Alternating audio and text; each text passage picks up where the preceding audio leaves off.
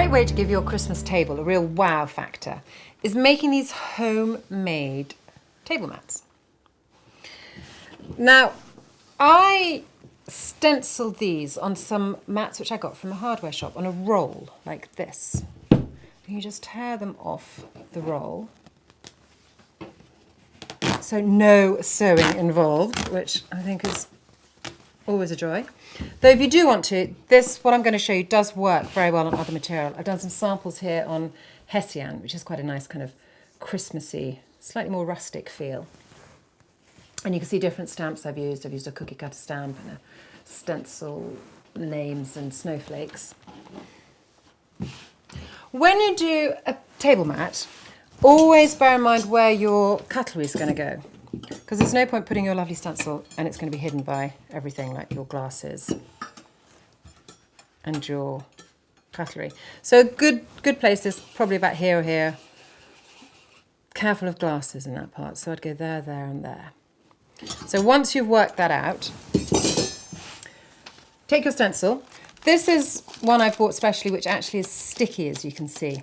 So this gives you a nice clean edge. If you have a stencil which isn't sticky, try to put a little bit of tacky spray on it or something. Just remind myself where those are. Just pop that down. And I'm actually going to use the configuration of the stars already, so I don't have to lift it up again. I'm not going to use the little ones. And this is Material Glitter paint. Again, you can use flat paint like I have, material paint like I've done for the snowflakes. And brushes, I always like using a sponge brush for stencils, just to make sure you don't get any of the bristles going under the stencil, because then you don't get a nice clean edge.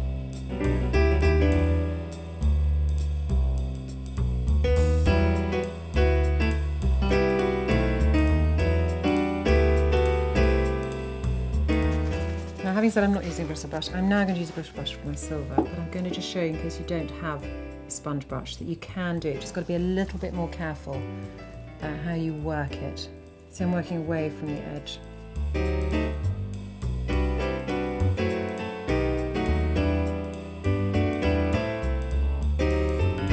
And if you want to do stencils with names like over there, they're fun if you know who's actually coming for Christmas.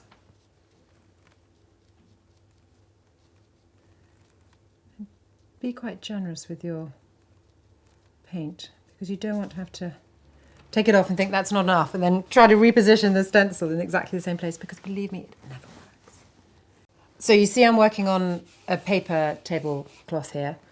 Always put paper under your mat, otherwise you'll end up with the paint will go through the material and could well go onto your table or your nice tablecloth. And then this is when you very carefully take it off.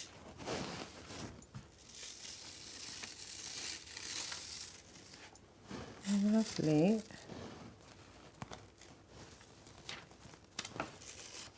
There we go.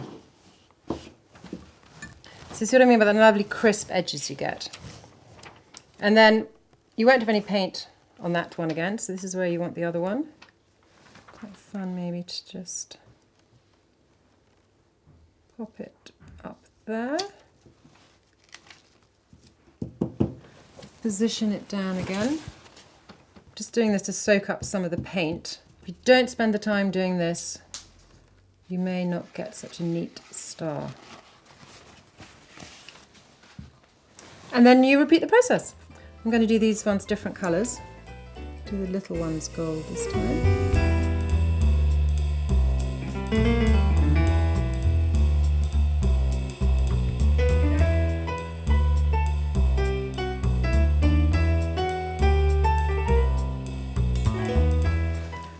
There we go. Just peel this off. Hold the mat down when you peel it off. Again, you're getting your nice, neat edges.